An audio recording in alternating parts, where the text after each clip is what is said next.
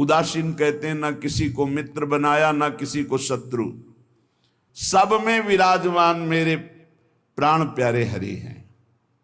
ये क्रूरा अपि पापिनो न च सताम संभाष्य दृश्याश्चये सर्वान् वस्तुतया निरीक्ष परम स्वाराध्य बुद्धिर्मम। ये मेरे आचार्य का आदेश है। जो क्रूर हैं, पापी हैं, दुष्ट हैं, नीच हैं, वो तुम्हें दिखाई दे रहे। मेरी दृष्टि में आराध्य देव श्री राधा वल्लभ लाल, श्री कृष्णचंद्र जी सबके हृदय मंदिर में हम परमात्मा देखने के लिए चले हैं, ना कि क्रूर पापी दुष्ट निंदक देखने के लिए चले हैं। हम साधना कर रहे हैं सब में परमात्मा का अनुभव करने के लिए। जड़ चैतन्य कछु नहीं दिखे, जहां दिखे तहां श्याम खड़े। ये सिद्धि है, ये साधना की परिपक्व अवस्था है कि अपने इष्ट को वासुदेवा स्वरमिति सा महात्मा सुदुर्लभा, हम उस मार्ग के पथिक हैं। सत्संग सुने तो बहुत सावधान होकर सुने, एक एक शब्द रहस्यपूर्ण होता है।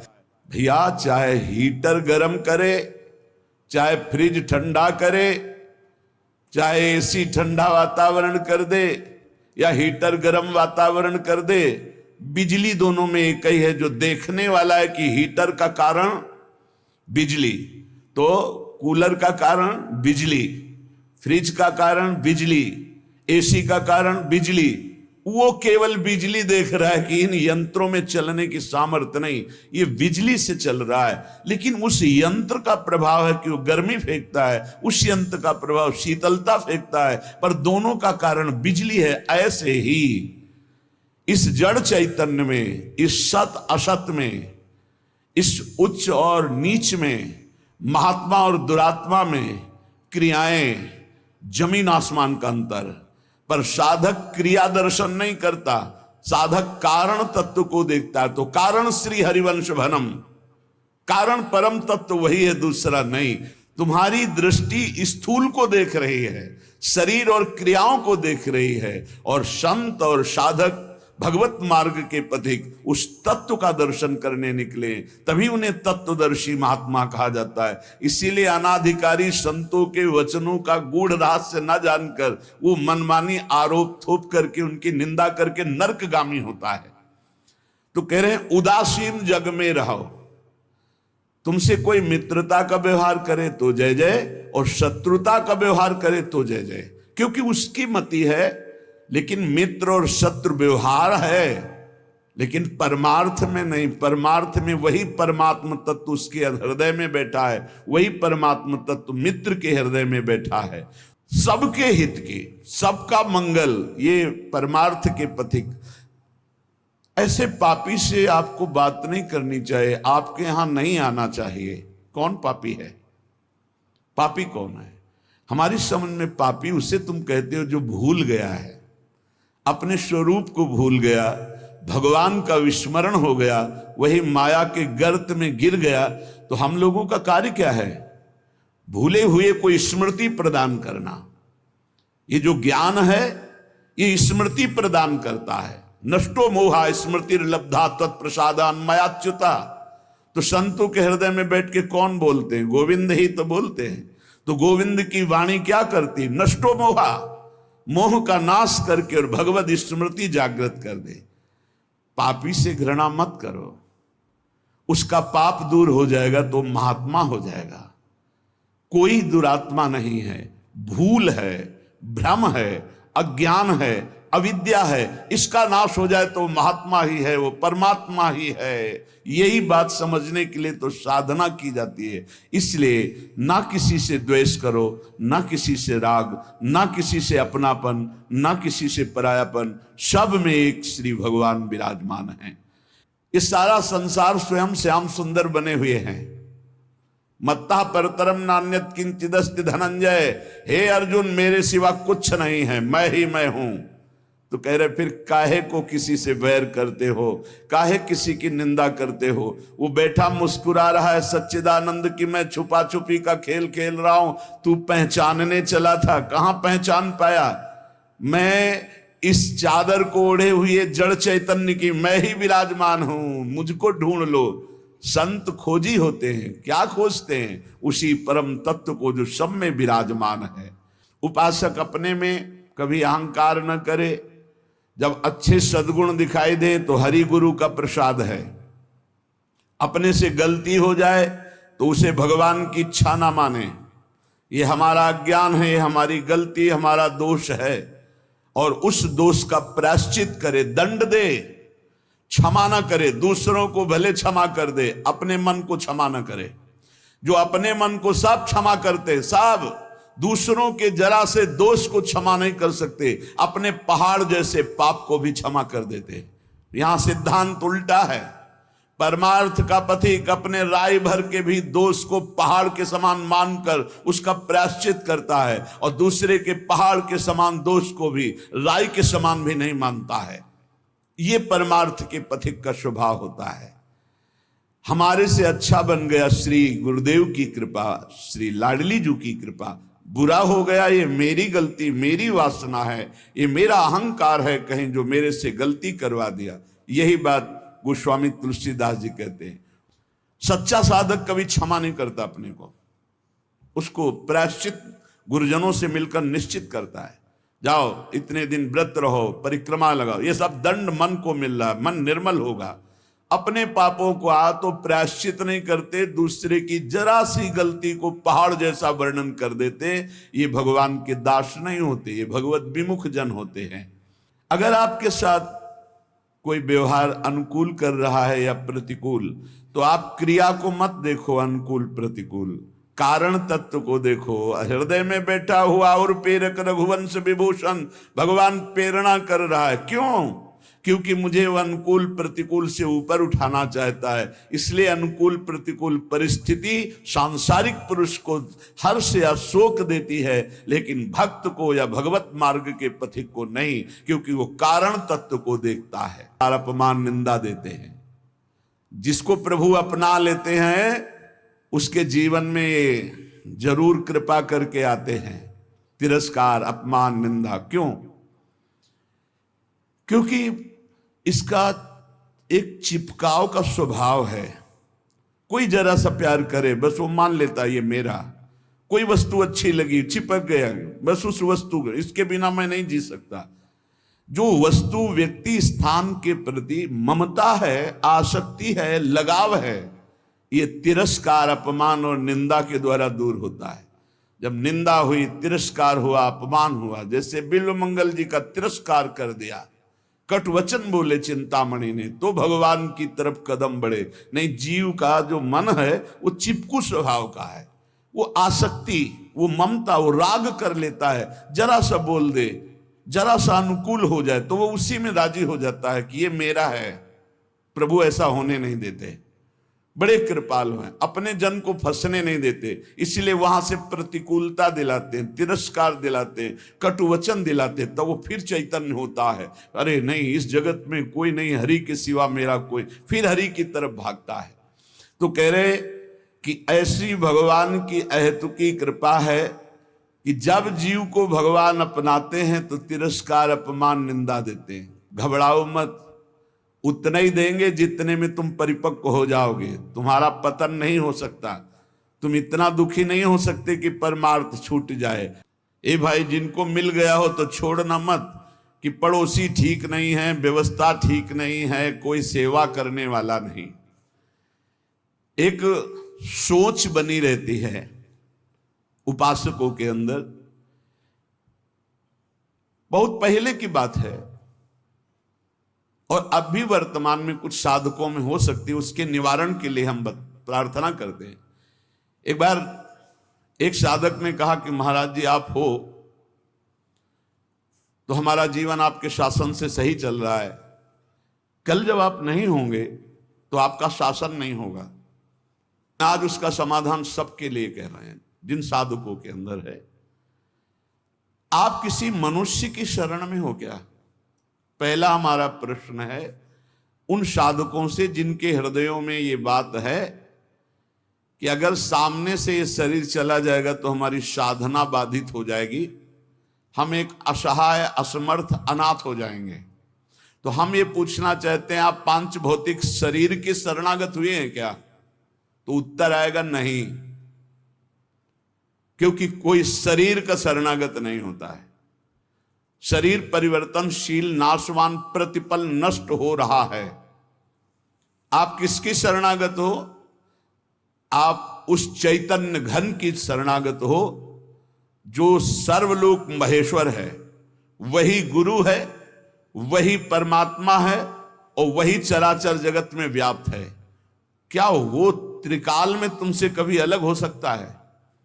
और एक हम ज्ञानेश्वरी टीका जो श्रीमद् भगवत गीता जी की और श्रीमद् भागवत की कुछ की है, उसकी बात पढ़ करके उन्होंने कहा कि जब हम किसी सदगुरुदेव का वर्ण करते हैं तो सदगुरुदेव का सूक्ष्म स्वरूप हमारे हृदय में आके बैठ जाता है, और जब तक हम जीवन मुक्त नहीं हो जाते तब तक गुरुदेव भी जीवन मुक्त नहीं होंगे।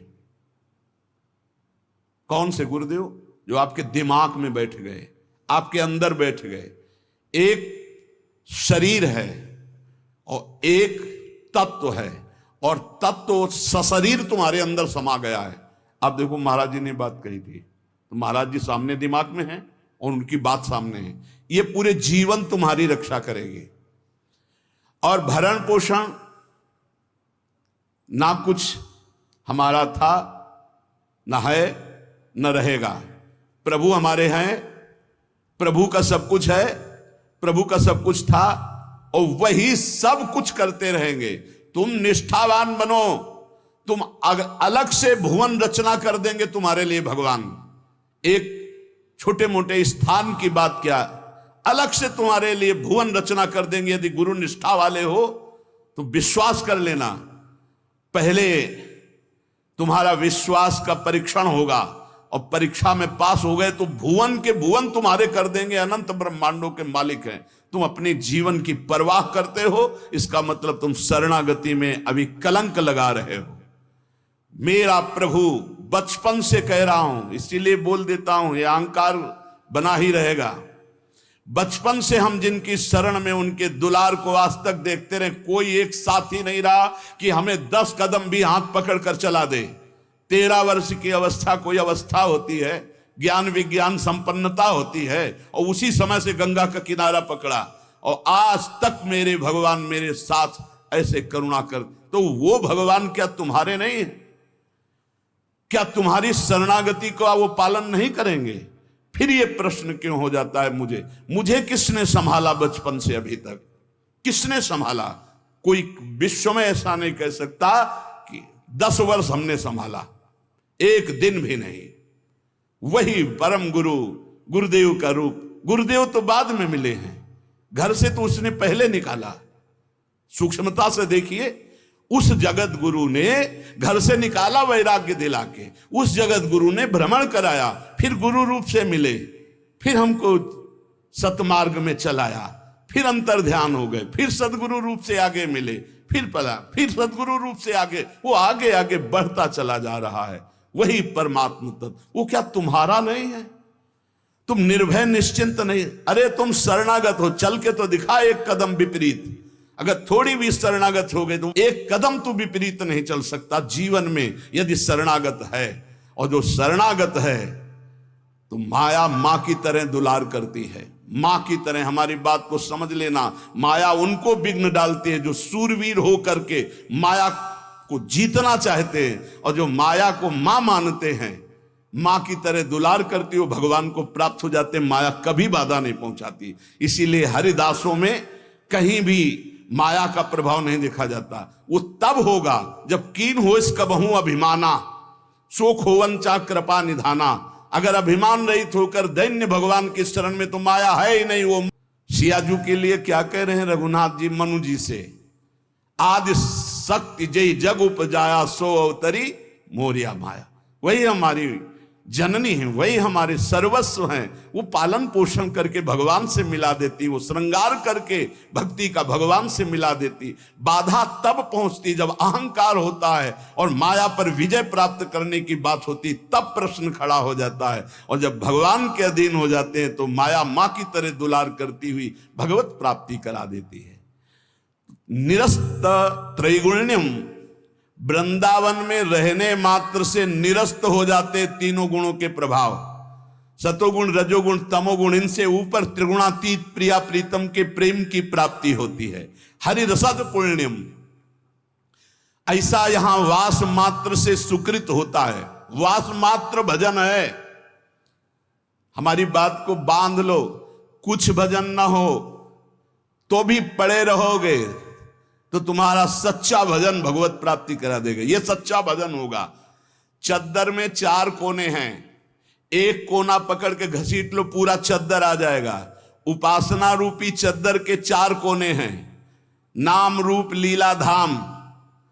हम नाम निरंतर नहीं जप पा रहे, रूप का ध्यान नहीं बन रहा है, लीला का चिंतन नहीं बन रहा है, लेकिन धाम का अखंड वास कर रहे हैं तो एक कोना पकड़ लिया जोर से, पूरी उपासना आ जाएगी। नाम रूप लीला धाम एक पकड़ लो। कोई आप दूर रहते हैं, धाम वास नहीं करते, निरंतर नाम का चिंतन और धाम का आश्रय, पूरी उपासना जागृत हो जाएगी। आप प्रभु की सेवा में लगे, प्रभु का नाम जप कर रहे हैं, अपने कर्तव्य का पालन कर रहे हैं, अंततो गत्वा आपको भगवान की प्राप्ति निश्चित होगी। कोई एक पकड़ लो।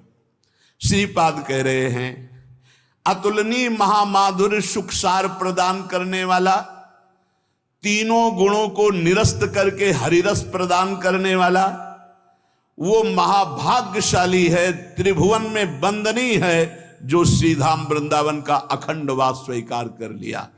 ये बड़ी दुर्लभ बात है।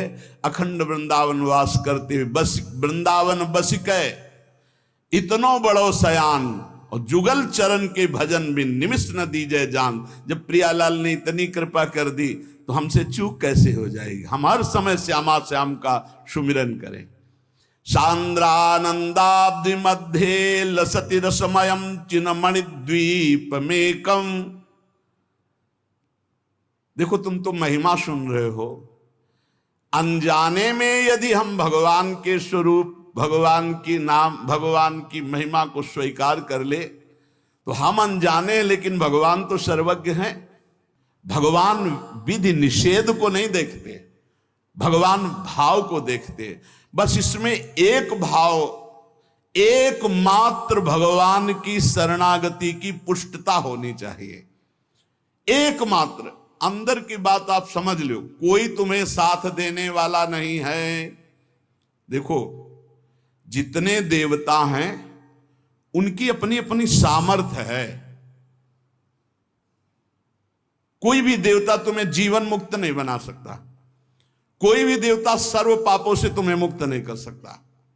अधिकार है, मोक्ष देने का अधिकार केवल भगवान शंकर में, भगवान श्री हरि में। मोक्ष प्रदान करने का, जीवन मुक्त बनाने का अधिकार। इसीलिए जितने भी अन्य हैं वो सब लोकपाल हैं, वो अपनी सामर्थ्य के अनुसार देते हैं। हाँ, निष्काम भाव से किसी भी देवता का अगर भजन करोगे तो भगवान में पहुंचा देगा वो, आप भगवान श्री हरि के चरणों में पहुंचा देगा। श्री गोस्वामी तुलसीदास जी महाराज विनय पत्रिका में कह रहे हैं कि नाचत ही निसी दिवस मर्यो, तब ही तेन भयो हरि थिर, जब ते जीव नाम धर्यो। जब ते जीव कहलाया तब ते आज तक कहीं थिर नहीं हुआ। ये पुनरपि जननम पुनरपि मरणम पुनरपि जननी जठरे शयनम, बार बार ये चक्र चलता रहा नाथ।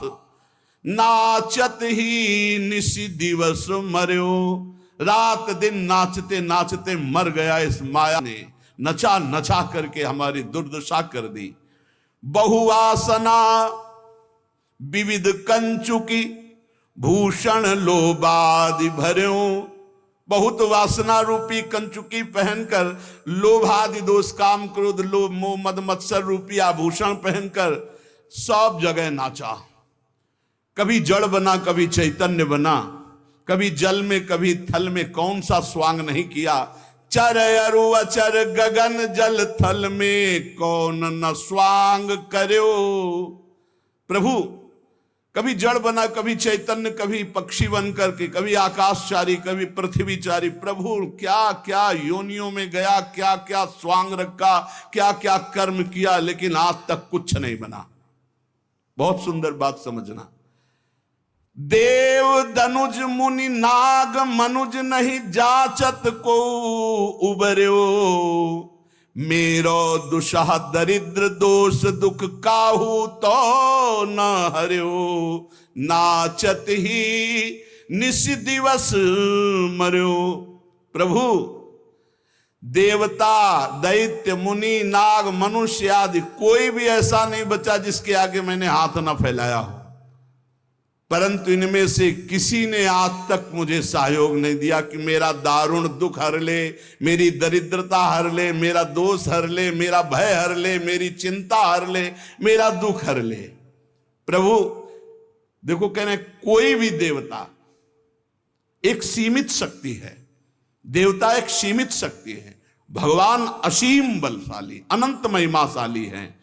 किसी ने मेरो दुषह दरिद्र दोष दुख काहू तो न हर्यो, थके नयन पद पान सुमति बल संग सकल बिछुर्यो, अब रघुनाथ शरण आयोजन भव भय बिकल डर्यो। प्रभु, मेरे नेत्र, मेरे पैर, मेरे हाथ, मेरी सुंदर बुद्धि, बल सब लगाकर हार गया, पर काम क्रोध लोभ मोह मद मत्सर वासना इन पर विजय प्राप्त नहीं हो पाई। और कोई भी देवता सहयोग नहीं किया, मनुष्य सहयोग नहीं किया, कोई भी धनुज, कोई भी सहयोग मेरा नहीं किया कि मेरी ये दरिद्रता, मेरा चिंता शोक भय दुख दूर हो जाए। जिस जिससे प्यार किया सब बिछुड़ गए, सब छोड़कर चले गए। अब तो हे रघुनाथ जी, संसार के भय से व्याकुल होकर एकमात्र आपकी शरण में आया हूं।